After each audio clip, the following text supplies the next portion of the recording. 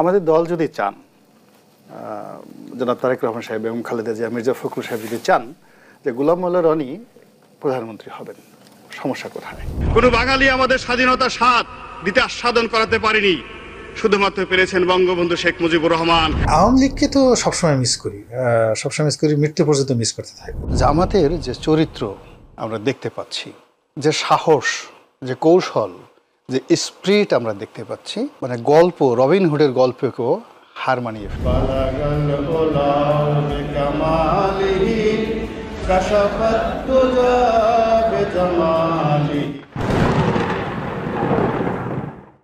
প্রিয় দর্শক, একটু মিলাদ চিলাদ দিয়া পাক পবিত্র হয়ে নিলাম, কারণ আজকের পুরো ভিডিওতে গোলাম ময়লা রনিকে ল্যাংটা করিয়া, লুঙ্গি উদাম করিয়া, পা উপরের দিকে দুই দিকে দুইটারে বাইন্দা, তারপর ওই ফাঁকের মধ্যে কাঁচামরিচ ঢুকানো হইবে। ও কালকে ওর ফেসবুকে যা করেছে, এটা ওর মতো চোর তো সংসদে ঢুকছিল, ওই সংসদ সদস্য বহু পরের কথা। একজন সর্বোচ্চ লেভেলের কোনো মূর্খ মানুষও ওর মতো এই ভাষায় একজনের মাকে নিয়ে এই ধরনের কথা বলতে পারে না।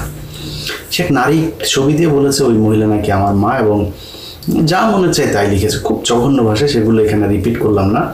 খুঁজে দেখলাম সেই মহিলা হচ্ছে গিয়ে আপনার পাকিস্তানি এক মডেল, ব্রিটিশ পাকিস্তানি মডেল। সে তো সমস্যা নেই, সে আমার মায়ের ছবিও যদি সে পাইতো দিত, সমস্যা নেই। দিয়া যদি তার আমার মাকে নিয়ে তার যদি কোনো অবজারভেশন থাকে, খারাপ কিছু থাকে, তাহলে করতো। তো এদের ভেতরে একটা আছে। আগের অনুষ্ঠানে যখন আমি করার পরে সে বলল যে আমি তার নাম বিকৃত করেছি, এই জন্য সে কোনো প্রশ্নের জবাব দেয়নি। তার সে যে সারা জীবন যে চুরি বাটপারি যা যা করেছে, এলাকার লোকজন তার বিরুদ্ধে যা অভিযোগ করেছে, কোনো কিছু জবাব না দিয়ে সে বলল যে তার নানা না দাদা, সে হলো তার কালামিয়া হয়েছে গিয়ে তার নাম রেখেছে গোলাম মাওলা, আমি সেটাকে গোলাম ময়লা বলেছি, নাম বিকৃত করেছি, খুব অন্যায় করেছে, এই জন্য আল্লাহর কাছে সে বিচার দিয়েছিল। মনে আছে নিশ্চয়ই আপনাদের। তো আমি তো তোর নাম বিকৃত করিনি রনি, আমি তোর নাম পাল্টে দিয়েছি। তুই গোলাম মাওলা না, মাওলার গোলাম তুই হইতে পারিস না, তুই ময়লার গোলাম, শয়তানের, বদমাইশের, হাসিনার গোলাম। এই যে এখন আবার দেখছিস না, তোরে একবার তুই জামাতে, একবার বিএনপিতে, একবার আওয়ামী লীগে, একবার এইটাতে ওইটাতে গিয়া শেষে আবার আওয়ামী লীগে ফিরে আসছিস। এখন কেউ তোরে লাগায় না, এখন তুই আওয়ামী লীগে এসে আবার মন মারা দিচ্ছিস। যাই হোক, এখন এই লোক হঠাৎ করে এইরকম একটা পোস্ট করলো। তো আমি আপনাদেরকে বলেছি যে সে আমাকে নিয়ে যা বলেছে, আমি ব্যক্তিগত কোনো নিতে আমার একদম সমস্যা না। আমি ব্যক্তিগত নেওয়ার জন্য রেডি, এবং আমি কিছু কিছু মানুষের ব্যক্তিগত উলঙ্গ করার জন্য রেডি। সেগুলো কারা? ধরেন যাদের ভারত কানেকশন থাকবে, আওয়ামী লীগ কানেকশন, ওদের ক্ষেত্রে আমার এথিক্স মেথিক্স কিচ্ছু কাজ করবে না। যেখানে পাবো ন্যাংটা, আমার বিএনপির স্থায়ী কমিটির অন্তত 4-5 জনের জিনিস আছে, ছাড়ি না কেন বল দেব? সব শেষ। নোয়াখালীর এক বিএনপি নেতার ইদানিং তিনি একটু ডাউনে আছেন, একসময় খুব বড় নেতা ছিল, একসময় খুব বড় ধরনের আলোচনা ছিল তারে নিয়ে, আর বেশি বললাম না। তার একটা জিনিস এসছে আমার কাছে। তো এরকম অনেকের আছে, কিছু বলি না, বাট ফখরুলের পাইলে কিন্তু দিয়ে দেবো, সালাউদ্দির পাইলে দিয়ে দেবো। কেন জানেন? কারণ এগুলি হলো ইন্ডিয়ান চর। সো আমার ইন্ডিয়া আওয়ামী লীগের কানেকশন থাকলে অন্যদের ব্যাপারই না, অনেকের আছে, এগুলো আমি দেই না। এগুলো দেওয়ার এখন বয়স হয়েছে, দেখছি না মাথার চুল মূল সব কিছু, কিন্তু মানে আমার কিন্তু 90% চুল পাকা। এতদিন মেহেন্দি টেন্দি দিয়া তারপরে একটু কালা টালা করে রাখতাম, কালো রং করা তো আবার হারাম। তো এখন ওই রং করি না, পুরো সাদা করে ফেলছে। এখন বয়স হচ্ছে, একটু তো ঠান্ডা হওয়া দরকার, তো হিসাব করে করতে। বাট আওয়ামী লীগের ক্ষেত্রে একদম জীবনের আল্লাহ যদি বাঁচায় রাখে, 80 বছর বয়স হচ্ছে যদি আল্লাহ বাঁচায় রাখে, একদম চুলদারি গোপ সব পাকা, চামড়া টামড়া টান পড়ে গেল, আওয়ামী লীগ আর ইন্ডিয়ার কানেকশন আছে কারো, ওর নুনু পাইলে আপনাদেরকে দেখাই দেবো। আপনারা যাই মনে করেন, আমার কিছু করার নাই, কিন্তু অনেকের ক্ষেত্রে করে রাখি। তো আজকে যারা নিয়ে আলাপ করতে এসে তার ব্যাপারটা আগে বলি, তার আগে একটু পরীক্ষা করে নিই ওর জিনিসে মেশিনে শক্তি আছে কিনা, এটা ওর মুখ থেকে শুনে আসি আগে। চলেন। হ্যালো, আসসালামু আলাইকুম। ইসলাম। তোমার শরীর কি বেশি খারাপ? জি, কি হয়েছে? এটা ক্লান্তি আর কিছু না। কালকে রাত ঘুমাতে পারি না, সারা রাত অফিসে আসছি, আসার পরে কাজ করে মধ্যে কারেন্ট চলে গেল, শুয়েছিলাম, এই উঠলাম, এই মাত্র আমাদের দাঁড়াবো আর কি। আচ্ছা, রোজা কি আছো? রোজা আছি। আমরাও রোজা আছি। তোমার সাথে একটু দেখা করতে চেয়েছিলাম। এটা এটা আমার মেন্টাল, আমি আগে বলছি বারবার, এটা আমার জন্য মানসিক একটা অশান্তি তৈরি করে। এটা এই জিনিসটা মানে তোমরা হয়তো যে জিনিসটা যেভাবে ভাবছো বা ই করতেছো, আমার একটু ভাবতে হবে। তোমরা ফোন করলে বা তোমরা কথা বলে তোমাদের সাথে দেখা সাক্ষাৎ করলে এটা আমাকে আরো অসুস্থ বানাই ফেলে। আমার পুরো এই যে আসছো, কোনো কথা নাই, বার্তা নাই, সারপ্রাইজ, পুরো ঈদটা হারাম হয়ে গেছে, ঈদটা হারাম হয়ে গেছে। আবার এই যে তোমরা ঢাকাতে কেন আসছো, কি জন্য আসছো, আই ডোন্ট নো, আমি কিছু জানি না। আসার পর আবার এখন তোমাদের সাথে দেখা করতে হবে, এই জিনিসগুলো আমার উপর চাপ পড়ে, প্রচন্ড চাপ পড়ে। এই বিষয়গুলো তো বুঝতে হবে যে আমি একটা সিস্টেমেটিক মানুষ, সিস্টেমের বাইরে আমি যাইতে পারি না। না, তুমি কালকে বলেছিলা দেখা করবা, সেই জন্য ফোন করেছিলাম। ঠিক আছে, কালকে বলেছিলাম, কালকে ওকে ছিলাম সবকিছু, কিন্তু আজকে তো ই করতে পারতেছি না। ঠিক আছে, আর তোমরা ঢাকাতে কথা নেই, ঢাকাতে আসছে কেন? জেসিকা কোথায়? জেসিকা আসছে না চিটংয়ে? না, জেসিকাও আসছে, আমরা সবাই আসছি। আচ্ছা, কি জন্য আসছো তোমরা ঢাকাতে? আসলে তুমি তো জানো সবকিছু, আমার আসলে পিঠ দেয়ালে ঠেকে গেছে, বুঝছো। এখন এখন কি করব বলো না। তোমার এখানে ভেবেছিলাম যে তুমি আমাদের জন্য একটা কিছু করবা। না না, আমার জন্য এটা কিছু করা সম্ভব না, লাভ হচ্ছে না, বরং আরো হিতে বিপরীত হয়ে যাচ্ছে, মন বিষাই যাচ্ছে, রাগ হয়ে যাচ্ছে, ক্রোধ হয়ে যাচ্ছে। অন্তত পক্ষে দুপুর বেলাটা যদি তুমি আমাদের সাথে একটু খাও, প্রতিদিন একটু দেখা করো, একটু তোমার টাচে থাকি, গার্ডিয়ান না তুমি আমাদের। না না, এটা হবে না, এটা সম্ভব না। এটা আমি নিজের সাথে যুদ্ধ করতেছি বা সবকিছু করতেছি, যদি কখনো আই উইল কল ইউ, এইটার সম্ভাবনা, আমি ওই জিনিসটা আমার হয়ে গেছে, আমার জীবনের একটা ম্যাপ আছে। আচ্ছা, তুমি আমাকে যখন যেটা বলেছো একটু মনে করে দেখো তো, আমি তোমার প্রত্যেকটা কথা শুনেছি।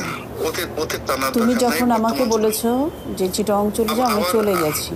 না না, চলে যাও নাই, এটা কোন বলো? যখন বলেছো ফোন দিও না, ফোন দিই নাই, টেক্সট দিও না, টেক্সট দিই নাই, স্টিল নাও আমি তোমার ওয়াইফ। আমি কি আমার হাজবেন্ডের থেকে এইটুকু আশা করতে পারি না যে সে আমার সাথে একটু যোগাযোগ করবে? আচ্ছা দেখো, জেসিকার কথা মতো আমি তালাকটা উইথড্র করছি শুধুমাত্র তোমার সামাজিক, তোমার নিজের প্রয়োজনে, কিন্তু তুমি এই সম্পর্কে ক্লেম যদি করো, আমি এক সেকেন্ড তোমার সাথে এখন লাইনটা কেটে দেবো। আমি ক্লেম করছি না, বলছি যে নো, ক্লেম না, তুমি বারবার বলতেছো আমি অমুক, আমি অমুক, আমি অমুক। এই জিনিসটা তো অনেক আগেই শেষ হয়ে গেছে। আমি তোমাকে একটা দয়া করতেছি, সাহায্য করতেছি টাকা দিয়ে, এবং আমার নামটা ব্যবহার করার তোমাকে অ্যালাউ করতেছি, কিন্তু বিনিময়ে তুমি আবার এই জিনিসটা করার পর বা কোনো স্বার্থের কিছু তুমি আরো যে জিনিসগুলো আমার দিকে হাত বাড়াচ্ছ, দিস ইজ ভেরি রং। আচ্ছা, এমনি তুমি একটা সত্যি কথা বলো তো, জীবনে কি কখনো আমাকে ভালোবাসো নাই? না না না, কখনোই না, কখনোই না, কখনোই না। তাইলে যে কথাগুলো বলেছিলা, এগুলো কি এমনি বলেছিলা? এমনি বলেছিলাম, এমনি বলেছিলাম। হ্যাঁ, এটা আবেগে, এটা আবেগের কথা। তাইলে আমি যে একটা সংসার তোমার কথাতেই ওকে ছেড়েছি, আবার তোমাকে বিয়ে করেছি, আমার কথাতে তুমি কোনো কিছু ছাড়ো নাই, তুমি তোমার আমার কথাতে তুমি কোনো কিছু ছাড়ো নাই, তুমি তোমার প্রয়োজনীয় করছো, এবং আমাকে যতটুকু ব্যবহার করার ততটুকু তুমি ব্যবহার করছো। তোমার কাছে এটা মনে হয় আমি তোমাকে? আমার কাছে তাই সেটাই মনে হয়। এবং তুমি আবার আমি তোমার সাথে সরল ভাবে যে আমি অন্তর থেকে চেষ্টা করছি তোমাকে সর্বোচ্চ সহযোগিতা করার জন্য, সাহায্য করার জন্য, আশ্রয় দেওয়ার জন্য। এবং এটাকে অ্যাভেল করার জন্য যে ধরনের মেন্টাল অনেস্টি দরকার, কর্ম দরকার, সেটা তুমি জানো আর তোমার আল্লাহ জানে। ওই জায়গাতে এমন কোন খুঁত হয়েছে যে ওখান থেকে বরকত আল্লাহ উঠে নিয়ে গেছে। আমি তো সবকিছু জিনিসগুলো, সবকিছুর এগেনস্ট আমি ঘুরে দাঁড়াইছিলাম, আমি সবকিছু ম্যানেজ করে নিয়ে গেছিলাম। আমি ওখান থেকে তুমি রনুকে অরুণাপল্লীতে নিয়ে গেছি। It's not a matter of joke. বাংলাদেশের 1 কোটি মানুষের মধ্যে কেউ এই কাজ করতে পারবে না, কেউ পারবে না, বাট আমি এই কাজটা করেছিলাম। যে জিনিসগুলো সেগুলো গিয়ে ওখানে নেওয়ার পরে আমার একটা ফুল পাওয়ার আছে, পুরো শক্তি আছে। আমি জোর করে তোমাকে এই কাজ করছি, আমি তোমাকে ঘর বানাইছি, কথা বলে। শোনো, তুমি আমার সাথেও সংসার করেছো, আপুর সাথেও সংসার করেছো। তোমার কি মনে হয় যে আমি এই কথাগুলো বলবো ওনাকে? বলো, শুধু আমাকে ছাদে নিয়ে গিয়ে বলছে যে তোমাকে একটা কথা জিজ্ঞেস করি। আমি যখন নিচে এসে তোমাকে আমি রুমে টানতে নিয়ে গেলাম, আমি রুমে টানতে নিয়ে গেলাম, রুমে নিয়ে গেলাম, তার আগে তোমাদের মধ্যে যে কথাগুলো হয়েছে that is very wrong and odd, very wrong and odd. তুমি দেখেছো আমি কিন্তু চুপ করেছিলাম, উনি আমাকে কন্টিনিউয়াসলি উনি 10টা থাপ্পড় দিলে তোমার কোনো কথা বলার দরকার ছিল না, 10টা থাপ্পড় দিলে কথা বলার দরকার ছিল না। আমি তো চুপ করেই ছিলাম, উনি আমাকে বলছে বলো বলো বলো। না না না, এই জিনিসগুলো সে যখন বলছে যে আমি তোমাকে বারবার বলছি যে আমার এই টোটাল ফিজিক্যাল ফিটনেসটা চলে গেছে, এইটা একটা বিশেষ অবস্থাতে হয়েছে, এটা তোমার সাথে থাকবে না কদিন পরে। আর তুমি সেই জিনিসটাতে সে যখন বলছে যে তার তো কিছু নাই, তুমি এই জিনিসটা হয়েছে কেন, আমি তাকে বলছি সে অত্যন্ত মেধাবী, খুব চালাক, আপনি দেখে বোঝা যায় না বোকা শোকা, কিন্তু যখন তুমি বন্ধু হিসেবে তাকে পাবা মনে হবে বোকা, কিন্তু যখন প্রতিদ্বন্দ্বী হিসাবে তুমি তার সাথে ফাইট করবা তুমি এক সেকেন্ড তার সাথে টিকতে পারবা না। এই কথাগুলো তোমাকে বলছি, বলার পরে ছেলে মেয়েদের সাথে কথা বলে সব জেনে গেছে। তোমার সাথে কথা বলার সাথে সাথেই সে বলছে যে তার কোনো পাওয়ার নাই, হ্যাঁ পাওয়ার নাই, সে বলছে পাওয়ার নাই মানে ফুল পাওয়ার আছে। না কসম আমি এভাবে বলি নাই, আমাকে বলছে তোমাকে একটা কথা জিজ্ঞেস করি, তোমার ওর তো কিছু নাই না। আমি বলি কি ওর কিছু নাই মানে, বলে কি তোমাদের মধ্যে, আমি বলি কি না আছে তো, এটাই বললাম।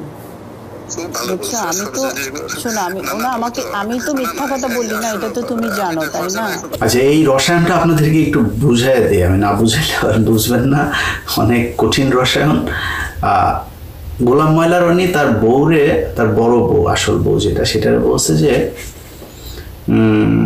তার মেশিনে কাজ করে না, এই জন্য সে তার বউর সাথে বহুদিন ধরে কিছু করে না। বউ তো কামড়ে মরে বেগুন টেগুন দিয়া তারপরে ঠান্ডা হয়। এখন কি দিয়া ঠান্ডা আমি জানি না, এই যেমন ধরেন ওর মা আছে, বলবো মারে নিয়ে বলি রনি, তাকে মাফ করে দিলাম, কিছু আর বললাম না, তোর মার ছবি আছে এই যে এটা তোর মা, দেখ যা বল এবার মানুষ এটা তোর মা কিনা, তুই আমার মারে খুঁজে পাইস না, আমি তোর মারে খুঁজে পাইছি, আর তোর মারে নিয়ে তোর মার ভিতরে বেগুন ঢুকাইতে পারতাম, ঢুকাইলাম না, মাফ করে দিলাম, মা তো এই জন্য তুই আমার মৃত্যু মারে ছাড়িস নেই। তো ওর বউ হয়তো বেগুন টেগুন দিয়া ই তো করতে হবে, বা এটা শারীরিক চাহিদা, কিছু করার নাই, ঠান্ডা হয় যেভাবেই হোক। আর ওরে ও যা অন্য মহিলাদের সাথে যে আকাম কোকাম করে। দ্বিতীয় স্ত্রীরে বলছিল যে আমার যে মেশিন ঠিক আছে এটা কিন্তু তুমি বড় বউরে বলবা না। ছোট বউ তো বড় বউরে বলে দিচ্ছে যে না ওর মেশিন ঠিক আছে, শুনেন আরেকবার শুনেন তাহলে বুঝবেন। তোমার সাথে কথা বলার সাথে সাথেই সে বলছে যে তার কোনো পাওয়ার নাই, হ্যাঁ পাওয়ার নাই, সে বলছে পাওয়ার নাই মানে ফুল পাওয়ার আছে। না কসম আমি এভাবে বলি নাই, আমাকে বলছে তোমাকে একটা কথা জিজ্ঞেস করি, ওর তো কিছু নাই না। আমি বলি কি ওর কিছু নাই মানে, বলে কি তোমাদের মধ্যে, আমি বলি কি না আছে তো, এটাই বললাম। আচ্ছা এবার মূল আলোচনায় আসি। আরও জিনিস আছে ওগুলি আপনারা জানবেন। ও যেমন প্রমাণ ছাড়া এই করছে, আমি তো প্রমাণ ছাড়া বললাম, আমরা কালকে বলছি যে তোর ঘরে ঢুকে তোর মারে, তোর মেয়েরে, তোর বউরে তারপরে ই করে আসবো। তো ঢুকছিলাম, তোর মার কাছেও ঢুকছিলাম, তোর বউর কাছেও, তোর মেয়ের কাছেও, তিনজে ঢুকছিলাম, এগুলি আনছি। তুই যা, তুই আমার নিয়ে বার কর, তোরে চ্যালেঞ্জ করলাম রনি, তোকে চ্যালেঞ্জ করলাম, যা এই পৃথিবীর সব সুন্দরী মেয়ে মানুষের একসাথ করে আয় না, তারপরে ইলিয়াসের পিছনে লাগা। এই পৃথিবীর সব টাকা পয়সা স্বর্ণ যা যা আছে সবাই না ইলিয়াস এই করছে, ভাই আপনারা এত টাকা ঘুষ দিলাম আমার একটা চাকরি নেওয়াই দেন, ভাই এত টাকা ঘুষ দিলাম আমার বাঁচা দেন, আমার টাকা দেওয়া বাঁচবেও না, আমার টাকা দেওয়া আমি তোর মারবো না, এটা মনে রাখিস। আমি যদি তোরে ধরি টাকা দেওয়া বাঁচবো না। অনেক মানুষজনের কাছে শুনি আমার নাম করে বিভিন্ন মানুষের কাছ থেকে টাকা পয়সা, ভাই দইরা পুলিশে দেওয়া তারপরে আমার খবর দেবেন। আমার ভয় দেখাইলে আপনি টাকা দিয়ে দিলে তাহলে আমার লাভ হইলো কি? টাকা বেশি হয়ে গেলে বাংলাদেশন অফিসে যায় দিয়ে আসেন, আমরা ডোনেশন নিয়ে ওইখানে যায় দিয়ে আসেন। যাই হোক, কিনতে পারবি না, তুই আমার না সারাদিন চেষ্টা কর। দেখেন ও কালকের পোস্টে, ওরা সুশীল, এই সুশীলদের একটা ইয়ে আছে, ব্যক্তি আক্রমণ করা যাবে না। আরে বাবারে, ব্যক্তি আক্রমণ করা যাবে না। গোলাম ময়লা রনি, তুই এই যে জামাতের লোকগুলোরে একদম জাস্ট মেরে ফেললো কোনো কারণ ছাড়া। তারা নাকি পাকিস্তানের মিলিটারির কাছে যায় আওয়ামী লীগের লোকজনের মাদেরকে আর বউদের মেয়েদেরকে নিয়ে প্রোটেকশন ছাড়া প্রোডাকশন দিয়েছে, তারপরে এখন আওয়ামী লীগ যুবলীগ বের হয়েছে এগুলি। তো তোরা যেগুলি বলিস, তোরা যে পাকিস্তানি বীজ এটা যে দাবি করিস, তো এটা সত্যি কথা। মতিউর রহমান নিজামী তোদের মাদেরকে নিয়ে পাকিস্তানিদের সাথে লাগিয়েছে, এটা সত্যি কথা। এটা ব্যক্তি আক্রমণ না? আমারে নিয়ে তুই যে এই কাজগুলি করলি, মনে কর সত্যি সব, এটা ব্যক্তি আক্রমণ না? তবে বলি তোর নাম গোলাম ময়লা রনি রেখেছি আমি, তোর নাম হচ্ছে গোলাম মাওলা রনি, তোর কালাম মিয়া তোর দাদা তোর নাম রাখছে, আমি তোর নাম বিকৃত করি। তুই আমার নাম বিকৃত করেছিস, আমার ইল্লু না কি যেন লিখে তারপরে করছিস, আমি কেয়ার করি না। এরকম বহুত কিছু সহ্য করা, এটা শর্ট জার্নি না, ইটস এ লং জার্নি। এটা সেই 2018 সাল থেকে সোশ্যাল মিডিয়াতে আছি, আল্লাহর রহমতে টিকে আছে। সম্মান দেয়ার মালিক আল্লাহ, নেয়ার মালিকও আল্লাহ। সো তোরে বললাম, তোর যা যা আছে সারা বাংলাদেশে সব ডিজিএফআই গোয়েন্দা সংস্থা সবাই লাগাই দে, ইলিয়াসে মায়া দিয়ে পটা দেখি কেমন পারিস, চ্যালেঞ্জ করলাম। এখন এরা ব্যক্তি আক্রমণ করতে গেলে, এরা কিছু বললে এদের ব্যক্তি আক্রমণ বলে তারপরে কান্দাকাটি শুরু করে। খেলা হবে, তুই আকাম কুকাম করে মিথ্যা দিয়ে, আমি সত্য দিয়া করব, প্রমাণ সহ। গোলাম ময়লা রনির দ্বিতীয় স্ত্রী, তাকে গোলাম ময়লা রনি বিয়ে করেছে, আমার কোনো সমস্যা নাই। গোলাম ময়লা রনি আরো 10টা বিয়ে করুক, আমার কোনো সমস্যা নাই। সেই মহিলাকে 2009 সাল থেকে তার পেছনে লেগে তারপরে সেই মহিলাকে বিয়ে করেছে। 18 সালে তাকে তার স্বামীকে তালাক দিয়েছে, 22 সালে বিয়ে করিয়েছে। বিয়ে করার পরে সেই মহিলার কাছ থেকে তার সম্পত্তি চেয়েছে, সেই সম্পত্তি তার নামে লিখে দেয় নাই, এই জন্য কয়দিন আগে ডিভোর্স দিয়েছে। পৃথিবীর কোন আইন, কোন সভ্যতা, কোন মানবতা এটাকে অ্যালাউ করবে যে একজন নারীকে আপনি তার সংসার ভেঙে নিয়ে আসলেন, এনে তারপরে তার সম্পত্তির জন্য করলেন?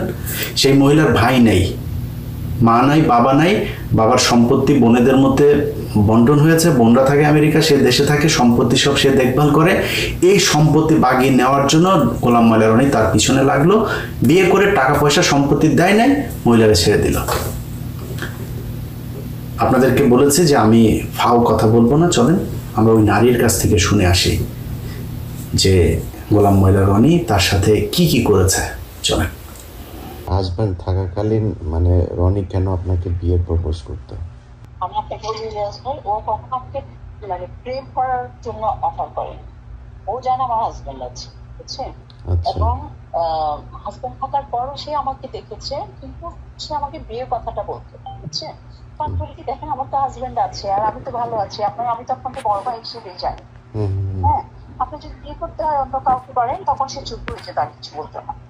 আবার ধরেন অনেকদিন পর গিয়ে আবার বলছে যে আমি ফ্যামিলিতে আমি অনেক অশান্তিতে আছি, ফারসানা দেখো আমি অনেক অশান্তিতে আছি, তো আমি তো আসলে মানে আমি ইসলামের বাইরে যেতে চাই না, আমি তোমাকে বিয়ে করতে চাই। তো পরে সে আমাকে বললো যে না, আমি এক কাজ করি, হোটেল রেডিসনে রুম বুক করি, আমি থাকবো ওখানে, আমি তোমাদের বাসায় গিয়ে সিগনেচারটা করে আবার রেডিসনে এসে রেস্ট নিব। আবার যেতে যেতে বললো যে না, যেহেতু মা আম্মা মানে আমার আম্মা আছে, হ্যাঁ আম্মার বাচ্চাদের জন্য একটা রুম নিলাম, তারপর আমি একটা রুমে থাকবো, সবাইকে নিয়ে রেডিসনে আসো, ওখানেই বিয়েটা হবে।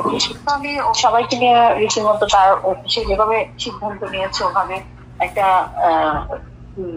মানে ওসি বলে সিবিআই এর একজন ওসি, ওনার ফুল ফ্যামিলি, তারপর হচ্ছে আমার একটা ফুফাতো ভাই, আরো কিছু গেস্ট, তারপরে আমাদের টিপসের যিনি হুজুর উনি, তারপরে হচ্ছে আপনার কাজী, এরকম বেশ কিছু লোকজন আমরা ওখানে গেলাম। শুক্রবার দিন জুমার ঠিক আগে আগে করে বিয়েটা হলো। তারপর কাজী সাহেব ওখানে গেলেন, যাওয়ার পর ও বললো আজকে 13 তারিখ, এই জন্য আপনাকে 13,000 টাকা দিলাম, আজকে যদি 30 তারিখ হতো আপনাকে 30,000 টাকা দিতাম, কাজীকে বলছে। আবার আমাদের হিপসের যে হুজুর বিয়ে পড়িয়েছে ওনাকে 2,000 টাকা দিয়েছে। দেওয়ার পরে সবাইকে নিয়ে তারা আবার বাইরে চলে গেল, খেলো টেলো, আমাদের জন্য আবার যে রেডিসনের লাঞ্চের প্যাকেট নিয়ে আসছে। আচ্ছা, এরপরে সে শুক্রবার শনিবার রোববার দিন 1:30টার সময় চলে আসছে রোববার। এর মধ্যে তার বড় ছেলের বিয়ে হলো। বড় ছেলে বিয়ে হওয়ার পরে আমি বললাম কি আমি কি আসবো? বলে কি হ্যাঁ তুমি আসো। আমি বললাম আমি গেলে আমি কি পরিচয় দিব, কি সবার সাথে পরিচয় করাই দিব না? বলে কি আসলে এই মুহূর্ত থেকে সম্ভব না, তাহলে তুমি বেটার হয় মানে আমি বলি তাহলে আমি না আসি, কারণ আমি ওখানে যাব, সবার সাথে দেখা হবে, আমি কি ওখানে অভিনয় করা সম্ভব না। বলকি আচ্ছা ঠিক আছে, তুমি যেটা বেটার মনে করো ওটাই করো। আমি আসলাম না বিয়েতে। ছেলের বিয়ের পরে এর মধ্যে আবার বাড়িটা রেডি হয়েছে ওনা বলবি, বেডে হওয়ার পরে ওই যে ওদেরকে নাকি একবার নিয়ে গেছে, বলে কি বাইরে তোমার জন্যই করেছি, তবে ওদেরকে একবার নিয়ে আসলাম। যাওয়ার পরে মানে ছেলে মেয়ে তারপর ও ফার্স্ট ওয়াইফ এরা সবাই রাগারাগি করে ওকে একা ওই বাড়িটাতে ফেলে সবাই যে যা মতো চলে আসছে। আমি বলি কি সমস্যা আমাকে বলো তো? বলে কি এখনই বের হবো। আমি বলি কি, বলে কি আমি এখন পুলিশকে কল দিব। আমি কল দাও, তুমি পুলিশ আনো, আমিও মিডিয়াকে ডাকবো। আমি তোমার ওয়াইফ, আমি আমার হাজবেন্ডের অফিসে আসতে পারবো না, তোমার সাথে কথা বলতে পারবো না, এটা কি ধরনের নিয়ম? হ্যাঁ, তো ও দেখি সত্যি সত্যি পুলিশ কল দিল। কল দেওয়ার পরে ওই যে শাহবাগ থানা থেকে আসলো, আসার পরে ও দেখি যে ওই মহিলাকে ফোন দিয়েছে ফার্স্ট ওয়াইফকে। তো সেও অন দা ওয়েতে শাহবাগ থানায় পুলিশ আসছে। আসার পরে পুলিশকে বলছে যে ভাই দেখেন এই মহিলা আমার কাছে মানে টাকা চাইতে এসছে। আমি বলি কেউ তাই নাকি, টাকা চাইতে এসছি? তাই বলো যে আমি কত টাকা চাইতে এসছি তোমার কাছে, কি আসু বিষয় বলো, আমি যদি টাকা চাইতেই আসি বল। তো বলে কি আপনি কি? আমি ওর ওয়াইফ। বলে কি আপনার কাবিন আছে? আমি কি হ্যাঁ আছে। এখন আমিও বোকামি করলাম, আমার মামা শ্বশুরের কাছে মোবাইলে আমার কাবিনটা দেওয়া ছিল। আমি বলি মামা কাবিনটা একটু পাঠান তো। ঠিক আমার মোবাইলে দিয়েছে, ওরা দেখে কাবিনটা নিতে চাচ্ছে। আমি বলি কি ভাই নিয়েন না, কারণ আমার হাজবেন্ডের ইন্টেনশন দেখে আমার কাছে সন্দেহ হচ্ছে, আপনারা নেবেন না, এই কাবিনটা দিয়ে সে কিন্তু খারাপ কিছু করতে পারে। হ্যাঁ, পরে আবার বসলো, বসার পরে ওই ফার্স্ট ওয়াইফ আসছে, আসার পরে পুলিশকে বলছে যে ভাই দেখেন এই মহিলা আমাকে চিটাং হ্যাপনোটাইজ করে নিয়ে গিয়ে একটা কি কাগজের মধ্যে এরকম টোকা দিয়ে ফু দিয়ে আমি বেহুশ হয়ে গেছি। তারপর আমার যখন হুঁশ ফিরে আসে তখন দেখি আমি অসংলগ্ন অবস্থায় হসপিটালের বেডে পড়ে আছি, আর এই মহিলা আমাকে বলছে সে তার সাথে আমার বিয়ে হয়ে গেছে। তো এবং বিয়ে হওয়ার পরে সে দেখি যে কাবিনে আমার সিগনেচার করা। আমি বলবো তাই নাকি? বললাম বলো রনি তুমি 7 বছরের বাচ্চা, তোমাকে আমি ঢাকা থেকে চিটং নিয়ে গেছি। তারপর আমি বলি কি কাহিনী সুন্দর লাগে, মিথ্যা এভাবে বলতে হয় না। হ্যাঁ, আমি বলি কি তুমি কি এভাবে মিথ্যা কথা বলছো, আল্লাহর গজব পড়বে না তোমার উপর? বলে কি আমি যদি মিথ্যা বলি আমার উপর আল্লাহর গজব পড়বে, আর যদি তুমি মিথ্যা বলো তোমার উপর আল্লাহর গজব পড়বে। তারপর আমি বলি কি ভাই দেখেন আমি তখন পুলিশকে কাহিনীগুলো বললাম, আমি আমার লাইফে অনেক ভালো ছিলাম, সে বারবার বোঝায় আমাকে নিয়ে আসছে। হ্যাঁ, একটা জীবন থেকে আরেকটা জীবনে নিয়ে আসছে। এখন এই অবস্থায় এসে যদি সে আমার সাথে যা শুরু করে সেগুলো করে, আমার মেয়েটাকে আমি কিভাবে বিয়ে দিব? যখন জানবে যে আমার মেয়ে তার মায়ের 2টা জায়গায় সমস্যা হয়েছে, আমার মেয়েকে আমি বিয়ে দিতে পারবো? তখন পুলিশটা খুবই বোঝালো তাকে, বোঝায় বলে কি স্যার ও আরো অনেক কথা বলছে যেগুলো আমি আপনাকে মানে আমার নেগেটিভ অনেক কথা, না আমার চেয়ে খারাপ মানুষ পৃথিবীতে আরেকটাও নাই। তার ভাষ্য এটা কোন থানা? শাহবাগ থানা? শাহবাগ থানা, হ্যাঁ শাহবাগ থানা। কতদিন আগে ঘটনা এটা? এটা হচ্ছে এই ধরেন 1.5 মাস আগে, 1.5 মাস। হ্যাঁ, শাহবাগ থানা থেকে আচ্ছা গেছে। আবার পুলিশ কে গেছিল? ওসি নিজে নাকি অন্য কেউ? না, ওসি পাঠিয়েছে। ওই দুজন ওই যে টহলে থাকে না যারা 999-এর, হ্যাঁ ওদেরকে পাঠিয়েছিল আর কি। তো ওরা বলে কি স্যার এটা ঠিক হবে না, ম্যাডাম খুব কান্নাকাটি করছে, আপনি স্যার এটা মানে এরকম করিয়েন না। ওরা পুলিশরা অনেক বোঝালো, যে ওনারা বুঝে গেছে যে আমি জেনুইন, সে যা বলছে সব মিথ্যা বলছে। আচ্ছা, তারপরে এরপরে আমি অনেক বুঝাইতে আমি বলি কি ভাই দেখেন আমি শুধুমাত্র তাকে দেখতে আসছি, আমি হয়তো 10টা মিনিট এখানে বসতাম, কারণ সে মানে আমার মেয়ের জন্য একটা প্রস্তাব এসেছিল আমার বোনের হাজবেন্ডের নেভার। তো ওরা নাকি দেশে এসে আবার ওর সাথে যোগাযোগ করেছে, মানে আমার মেয়ের ব্যাপারে আর কি। বলকি আমি তো আগামীকালই চিটং চলে যাব, আমি আমার মেয়ের এর বিষয়টা, আর ও যে খুবই অসুস্থ, আমার হাজবেন্ড খুবই অসুস্থ, আমি ওকে একটু দেখতে আসছি ভাই, এই অপরাধের জন্য ও আপনাদেরকে কল দিয়েছে। আচ্ছা, এটার পরে সে ওদের কাছ থেকেও কাবিনটা নিতে চাইলো, ওরা দেয়নি। এরপরে কি করেছে, আমি বের হয়ে শাহবাগ থানার ওসিকে ফোন করলাম। ওসি সাহেব বলে কি ভাই আপনার এমনিতে আমাদের জায়গায় আমরা পাচ্ছি না, আপনাদেরটা আপনারা সামলান তো, কোনো মিটিং টিটিং করতে পারবো না।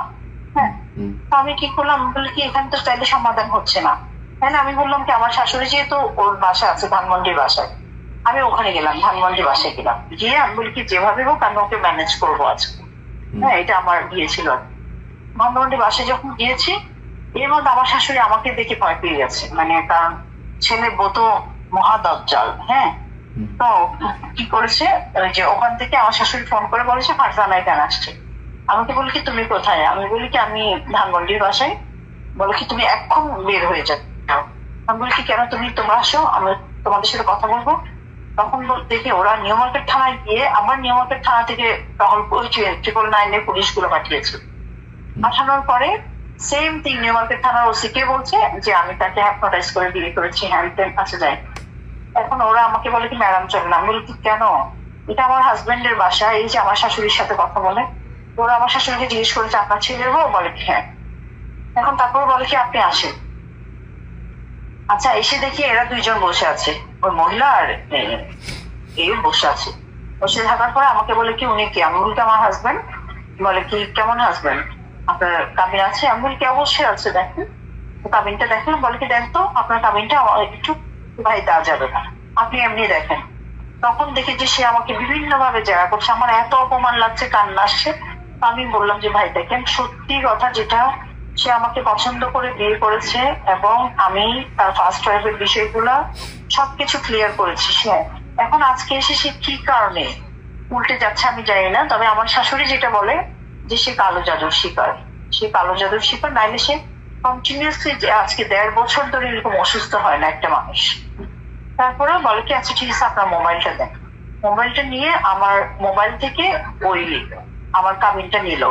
নেওয়ার পরে বলে কি আচ্ছা ঠিক আছে কালকে সকালে মিটিং হবে, এখানে মিটিং হবে, আপনি মানে কোথায় যাবেন ম্যাডাম? আমি বলি কি আমি এত রাতে কোথায় যাবো, আমি আমার হাজবেন্ডের বাসায় থাকি, রাতটা আমার হাজবেন্ডের বাসায় থাকি, আমি তো এত রাতে আমি কোথায় যাবো একা আমি। বলে কি না আপনি ওখানে যেতে পারবেন না। আমি বলি কি কোনো ওয়াইফ তার হাজবেন্ডের বাসায় যেতে পারবেন, এটা কেমন কথা? তাই তো আমি থানায় বসে থাকি। বলে কি না থানায় বসে থাকা যাবে না। আমি বলি কি তাইলে আমি করবো কি? বলে কি আপনার কেউ নাই? তো আমি অনেকক্ষণ পরে প্রায় 12টা আমি বলি আচ্ছা ঠিক আছে আমার একটা মামা আছে, আমার মানে মামা শ্বশুর আর কি। তো আমি বলি তো তাইলে আমাকে ওখানে দিয়ে আসে। তারা কি করলো, পুলিশের গাড়ি দিয়ে আমাকে ওই আমার মামা শ্বশুরের বাসায় দিয়ে আসছে। পুলিশ একদম বাসায় দিয়ে কাছে দিয়ে আসছে।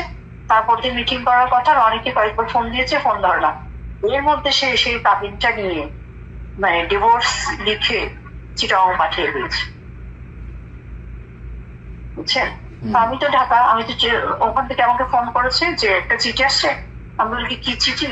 বলে কি এই যে ওর অফিসের অ্যাড্রেস বলেছে। আমি বলি কি ভাই চিঠিটা আপনি রিটার্ন দেন, যেহেতু আমি নাই। হ্যাঁ, রিটার্ন দেওয়ার পরে দ্বিতীয় দিন আবার মানে যেদিন মিটিং হওয়ার কথা তারপর দিনের পর দিন 4টার সময় মিটিং এর ডেট দিয়েছে সে। তো আমি গেছি, আমি যখন নামাজ পড়তে গেছি উপরে আসর নামাজ, তখন আমার আরো 2টা মামা শ্বশুর ছিল, মানে আমি নিয়ে গেছি আর কি ওখানে। তখন সে নাকি বলেছে যে সে আমাকে ডিভোর্স দিয়ে দিয়েছে কাজীকে ডেকে কাজের সামনে, এখন মানে তার আর কিছু করার নাই। এই হচ্ছে গোলাম ময়লা রনি। এই গোলাম ময়লা রনি টেলিভিশনে পত্রিকায় গিয়ে কলাম লেখে, টক শোতে অংশ নেয়, ইউটিউবে এসে বড় বড় কথা বলে। আরে বেটা, আমি ইলিয়াসের নামে যেদিন কিনা ঢাকা শহরে আমার বাপ যা রেখে গিয়েছে তারপরের 1 ছটাক জমি হবে, আমেরিকায় 1 ছটাক বাড়ি হবে, গাড়ি হবে, সেটার জন্য আমি জবাব দেব। আমেরিকায় যদিও একটা বাড়ি আর একটা গাড়ি সবারই না হওয়া অস্বাভাবিক, হওয়া স্বাভাবিক। 1 বাড়ি আর 1 গাড়ির পরে যেদিন চলে যাবে সেদিন বুঝবি যে ওই 2 নাম্বারই করা শুরু করেছে। তোর এত টাকা পয়সা, এত বাড়ি, এই যে জাহাঙ্গীরনগরে যেটা বললো যে অরুণাপল্লীতে যেই বাড়ি, বিশাল বাড়ি, সুইমিং পুল টুল করে, এই বাড়ির টাকা তুই কোথায় পাইলি, এটার জবাব দিতে হবে। আমি দুর্নীতি দমন কমিশন, পুলিশ প্রশাসন যারা আছেন তাদেরকে বলবো যে গোলাম ময়লা রনির ব্যাপারে খোঁজ নিতে হবে। আর রনি, তোরে বলি এবং তোর সাথে সাথে আমার যারা দর্শক আছে তাদেরকে আমি বলি, ভাই শুরুতে যেটা বললাম যে বয়স হয়েছে, তো এখন এইসব বিষয় টিষয় নিয়ে, এগুলো সংবেদনশীল বিষয়, এগুলো নিয়ে কথাবার্তা বলতে গেলে একটু হুশ করে বলা উচিত, সবারই বলা উচিত। আমি নিজেও এটা মনে করি। আর কারো ব্যক্তি লাইফ সামনে আসুক, যে একটু আগে বললাম ইন্ডিয়া ভারতের ব্যাপারে আমার ধর্ম আমি মানব না। আমার যদি জিজ্ঞেস করেন যে ভাই ইসলাম মানবেন কিনা, ওইটার ক্ষেত্রে আমি আল্লাহর কাছে মাপ চাই নিব, আল্লাহ মাপ করে দিয়েন। আমি এদের ক্ষেত্রে টর্মর কোনো প্যারামিটার আমি মানতে যাব না, যেমনে পারি ওদেরকে ভরে দেওয়া হবে। আওয়ামী লীগের ক্ষেত্রে কোনো মাপ নাই, কারণ এরা আমারে এই আমেরিকাতে যতভাবে কষ্ট দিয়েছে, ওই কষ্ট সহ্য করতে পারবেন না। আপনারা এখানে দেখেছেন না আওয়ামী লীগের সাথে যে মারামারি, গালাগালি করেছি যে একদিন ইচ্ছা মতো ওদের সব কটার মারে যে শেখ মুজিবের দিয়ে লাগাইছি, মনে আছে না? কেন বলেছিলাম জানেন? আপনারা তো শুধু ভিডিওটা দেখেছেন, আমি অনেক উত্তেজিত। আমি ভাই এত উত্তেজিত না, আমাকে যারা ব্যক্তিগতভাবে চিনে, আমি যথেষ্ট পোলাইট, খুব নরম টাইপের একজন মানুষ। বাট হঠাৎ রাগ হয়ে, কখন রাগ আমি নিজেও জানি না, কেন রেগে গেলাম, হঠাৎ করে রাগ হয়ে যায়। কিছু কিছু জায়গায় আমি সহ্য করতে পারি না। যেদিন ওই গ্যাঞ্জাম, তার 2 দিন পরে আমার মা মারা গিয়েছেন, এবং আমি পাশে দিয়ে হেঁটে আসছিলাম, আমার মাকে তুলে গালি দিয়েছে।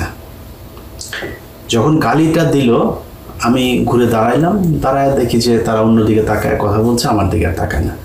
তখন আমি ওদের মারে তুলে, শেখ মুজিবরে তুলে আমি বললাম যে আমার মারে গালি দিছিস, তোদের সব কটার মারে শেখ মুজিবরে দিয়ে লাগাই। খুব খারাপ ভাষায় এখানে বলছি না, খুব খারাপ ভাষায় বলেছিলাম। আর সব কটা এসে আমারে মারতে, আমি তো ধুইছি ভাই, জীবনে গালাগালি যা শুনছি সব দিছি, সব দিছি। কেউ গায়ে হাত দেয় না এখানে, বুঝছেন না? গায়ে দিলে সমস্যা তো। এই যে 2 দিন আগে ওই যে একজনকে, আমাদের হিমেল নামে একজনকে তারা গালাগালি করেছে, সে যে সেখানে ভিডিও বানিয়েছে, এই জন্য ও আবার যায় পুলিশ করছে, পুলিশের কাছে মামলা হয়েছে, খুঁজতেছে ওগুলো। ওরা জানে এখানে সমস্যা, পুলিশ নিয়ে আকাম গোকাম এইসব করা যাবে না। ব্যাস, এরা ঠান্ডা, এখানে একদম ঠান্ডা, পুরো ঠান্ডা। আর এখন তো মনে করেন যে উল্টাপাল্টা করলে তো গ্রামে যাওয়ার বাড়ি ঘরে লাগাই দেবো, এখানে কোনো ঝামেলা। আমি খালি আমি খুঁজি যে কেউ কিছু বলে কিনা, আমি খুঁজা ওদেরকে করি যে এটারে পাই, ওটার গালাগালি করি। আমার যেগুলো এখানে করছে, ওটার পাইলেই গালাগালি করি। মারা তো আর যাবে না, গালাগালি করি এবং শোধ দিয়ে দিই, ওই আগেরগুলো সব শোধ তুলি। তো এখানে অনেক অনেক খারাপ সময় গিয়েছে ভাই। আমাকে ইসলামী টেরোরিস্ট বানানোর জন্য পুলিশের কাছে এখানে রিপোর্ট করার অনেক মামলা, আমি এখানে অনেক মামলা আমাকে পার করে করতে হয়েছে ভাই। ধর্ষণের মামলা, কিডন্যাপের মামলা, বাড়িতে বোমা মারার মামলা, বহুত মামলা পার করে তারপরে আল্লাহ এই জায়গায় ঠান্ডা মানে স্থির রেখেছেন। তো সবই আল্লাহর কাছে শুকরিয়া। তো এগুলো সহ্য করে, আমার পরিবারের উপরে যা হয়েছে এগুলো সহ্য করে, তারপরে যারা ঠান্ডা থাকতে পারেন ওরকম ঠান্ডা লোকজন এসেন। আপনাদের মতো বহু ঠান্ডা লোক, যারা ঠান্ডা থাকতে বলেন না, তাদের অনেক ঠান্ডা লোকজন দেখেছি। অন্যায়ের প্রতিবাদ করেন নাই, অন্যায়ের প্রতিবাদও করেন না, নিজের উপরে কোনো সমস্যা আসে না, ঠান্ডা হয়ে থাকেন। আপনাদের মতো এত ঠান্ডা হয়ে থাকার জন্য কুত্তার জীবন নিয়ে দুনিয়ায় আসি নাই। কুত্তা খায়, হাগে, মতে, ঘুমায়, মারা যায়। তুইও যদি কুত্তার মতো খাবি, হাগবি, মুতবি আর মারা যাবে এটার জন্য, এটা জীবন না। এখানে আরো অনেক কাজ আছে, সেই কাজগুলো করা উচিত। যাই হোক, অনেকেই এটা করেন। আমি আমার আজকের ভিডিওটা অনেকের কাছে খারাপ লাগতে পারে, অনেকগুলো খারাপ কথাও এখানে বলা হয়েছে। আমি আপনাদের একটু শেষ ব্যাখ্যাটা দিয়ে প্রোগ্রামটা শেষ করব। এই মহিলা আমার কাছে এসেছিল আরো অনেক আগে, তো আমি তখন কিছু বলি নাই। উনি আমার বলছিল যে ভাই, আপনাকে আমি ভাই ডাকলাম, আমার সংসারটা আমি রনির সাথে করতে চাই, আপনি আমাকে একটু হেল্প করবেন। তা বললাম কি করতে হবে বলেন। তখন সে বলল যে ভাই, আমি আপনি যদি একটা পোস্ট করেন তাইলে ও একটু ভয় পাবে, আমি আপনার কথা বলে তারপরে ওরে থ্রেট করব। ঠিক আছে, পোস্ট করলাম যে রনি, তোরে 48 ঘন্টার মধ্যে সময় দিলাম, তুই করবি, তো স্ত্রী ফারজানার কথা বলে দেবো। এটা বলা হয়, সে বুঝলো যে ফারজানা নামে কাউকে একজনের সাথে আমার পরিচয় হয়েছে, এবং সে তার দ্বিতীয় স্ত্রী। কেউ কিন্তু জানতো না তো ওই সময়। তার 2 দিন পরে সে আমার 2 ছেলেকে নিয়ে এত জঘন্য ভাষায়, এত জঘন্য নোংরা ভাষায় একটা পোস্ট করেছে। আমার কলিজার টান দিয়ে যদি ছিঁড়া ফেলতি না রনি, তা আমি এত কষ্ট পাইতাম না। আমার ছেলেদের নিয়ে খুব বাজে ভাষায় একটা পোস্ট করছিল। তারপরেও কিন্তু আমি ঠান্ডা হয়েছিলাম। ওই যে মহিলা বলছে যে ভাই, কিচ্ছু বলি নেই। এখন 3-4 দিন আগে সে আবার আসলো, ভাই অনেক চেষ্টা করলাম, সে আমার সাথে থাকবে না, সে আসলে তার সম্পত্তি এগুলি লাগবে, সে আমার সাথে থাকবে না। এখন আমারে ভাই, আপনি কিছু একটা করেন। আমি বললাম কি করবো আপা, আমার কাছে যে সুযোগ আছে আমি তারপরে সংসারে ওরে বলে করতে পারবো, সাথে আমি কথা বলতে পারবো না, আপনি করেন, যদি অনুমতি দেন তাহলে আমি ভিডিও, আপনার বক্তব্য এগুলো আমি চালাইতে পারি। তো বললো না ভাই, আপনি একটা কাজ করেন, পোস্ট করেন। আমার আগের পোস্টটা তো মনে করছে যে আমি করছি, আমি করাইছি আপনাকে দিয়ে, ও যেন মনে করে ওর প্রথম স্ত্রী আপনাকে দিয়ে পোস্ট করেছে, এরকম কিছু একটা লিখে পোস্ট করেন। তখন আমি এই যে 2 দিন আগে একটা পোস্ট করলাম যে ইতি রুনু ওর দ্বিতীয় স্ত্রী, প্রথম স্ত্রী। তো এটা করার পরে আমি মনে করেছিলাম যে হয়তো ও দ্বিতীয় স্ত্রীর সাথে যোগাযোগ করবে বা কিছু একটা, উনি ওই মহিলা যেটা মনে করে সেটাই হয়তো কিছু একটা হবে। অবাক হইলাম, সে আমার মাকে নিয়ে যা মনে চায় তাই পোস্ট করে আসে, এটা ই করলো। ও বুঝতেই পারেনি আমার কাছে ওর কি কি জিনিস আছে। তো আমি দেখেন আপনাদের কাছে বিচার দিলাম যে আমি আমার ধৈর্যের সর্বশেষ সীমানা পর্যন্ত অপেক্ষা করছি। ও যদি আমার এরকম কোনো কিছু পাইতো, আমি আপনাকে গ্যারান্টি দিলাম, ও না বহু এই জগতে বহু মানুষজন আছে ভাই, আমার এ নিয়ে পাইলে সে পৃথিবীর সব দিয়ে তারা আটকানো যাবে না, আগেই আপলোড দিয়ে তারপরে অন্য কথা। পায় না, সমস্যা হলো এইটা। এই জায়গায় আমার আটকাইতে, আমার সাথে বিশাল জ্ঞানজাম। কয় না ও সৎ আছে, জাউরা শালা একটা বদমাইশ, কিন্তু সৎ আছে, ওরে কেনা যাবে না। কিন্তু মা ও জাউরা, খুব জাউরা ভাই, আমি খুব খারাপ, আমার কেনা যাবে না, আমার মেয়ে মানুষ দিয়ে ফাঁসানো যাবে না, আমার ঘুষ দিতে পারবে না, আমি দুর্নীতি করি না, আমি সেল হই না, কিন্তু আমি খারাপ। খারাপ কোন দিক দিয়ে বল, কোন দিক দিয়ে খারাপ সেটা বল, এইটা বলতে পারে না। তো সেইটা করলো, গালাগালি করে যা মনে চায় তাই লিখলো। আমি কিন্তু তার এটা আটকে রেখেছি এবং শেষ পর্যন্ত চেষ্টা করেছি যে এটার একটা সঠিক সমাধান হোক। আমি ভিডিও দিয়ে তারপরে কিছু মানুষ খুব মজা পাবে, দেখবে, না করে আমি মহিলাকে করেছি। কিন্তু শেষ পর্যন্ত রনির কারণেই সেটা আর হইল না, আপনাদের সামনে আনতে বাধ্য হইলাম। এই দেশের মানুষের কাছে বিচার দিয়ে গেলাম। এই ধরনের একজন অসভ্য অভদ্র মানুষ, তাকে কোনো রাজনৈতিক দলে নেওয়া তো বহু দূরের কথা, আমি প্রশাসনের কাছে বলবো এবং মোস্ট প্রবাবলি আপনারা জানতে পারবেন তার নামে একটা নারী নির্যাতন মামলা হবে। আমি আমার ব্যক্তিগত কোনো কারণে তার বিরুদ্ধে মামলা টামলাতে চাইতে চাই না। আমি চাইলে ওরে আমি খাইয়ে দিতে পারি, এখন ধরাই দিতে পারি। আমার মামলাটাই এনাফ ওর জন্য। আমার পরিবারে কেউ ওরে নিয়ে একটা মামলা করে দিতে পারবে। আমার পরিবারের মানুষ ভাই বহু নিরীহ লোকজন, এরা কখনই আমার এই জগতে থাকা পছন্দ করে না। আওয়ামী লীগ এখনও ধরেন, আমি এই যে সেনাবাহিনী টাইনি নিয়ে করি, আমার একটা ভাই আছে অফিসে, আমার বাংলা এডিশনে, অফিস করা বন্ধ করে দিয়েছে। আমি এগুলি আপনি যদি এগুলি করেন আমি আপনার অফিস টফিস করবো না, এই টাইপের অবস্থা। কিন্তু আমি ভাই নিরীহ পরিবারের সন্তান, আমার এদেরকে এখন মামলা টামলা জড়াইতে চাই না। এই দেশের মানুষের কাছে বিচার দিলাম। আর তার স্ত্রী যদি মামলা করে, পুলিশকে বলবো কোনো ধরনের ধানাই পানাই না করে তাকে দ্রুত গ্রেপ্তার করবেন, এর জেলে থাকা উচিত। এই যে অপরাধ করেছে, এটার জন্য একটা নারীর সংসার ভেঙে তারপরে তাকে নিয়ে এসে শুধু সম্পত্তির জন্য তাকে এখন তার ভালো লাগে না, সে থাকবে না, এটা বলে শেষ করে দিল। এই ধরনের মানুষ, এটা বাংলাদেশে যত সকল যেসব নারীবাদীরা আছেন তাদের সবার রাস্তায় নেমে আসা উচিত। একটা নারীর জীবন এইভাবে ধ্বংস করে দেওয়া, এটা কোনো পয়েন্ট থেকে কোনো ডেফিনেশনে এটাকে হালাল করা যাবে না। যাই হোক, অনেক কথা হইল ভাই। আওয়ামী লীগের উপরে খুব খেপা ছিলাম, এখন তো আর ওরকম ওই দিন তো নাই, এখন আমাদের সুখের দিন, আমরা এখন দেশ চালাই। এখন আওয়ামী লীগের 32 নাম্বার সব কিছু পিছন দিয়ে ঢুকিয়ে দেওয়া হয়েছে হাসিনার। এখন আমাদের ওগুলি নিয়েই নেই, যেখানে অত খেপি না, রিল্যাক্স মুডে থাকি। সো তারপরেও অনেকদিন পরে এসে একটু আজে বাজে কথাবার্তা বলতে হলে এই জন্য সবার কাছে মাপ চাই, উপায় ছিল না। আমার মারে নিয়ে যা বলছে ওটা যদি রিয়েক্ট করতাম আগের মতো, তাইলে এর চেয়ে আরো জঘন্য ভাষায় হয়তো, সেটা করি নাই। আল্লাহ হাফেজ।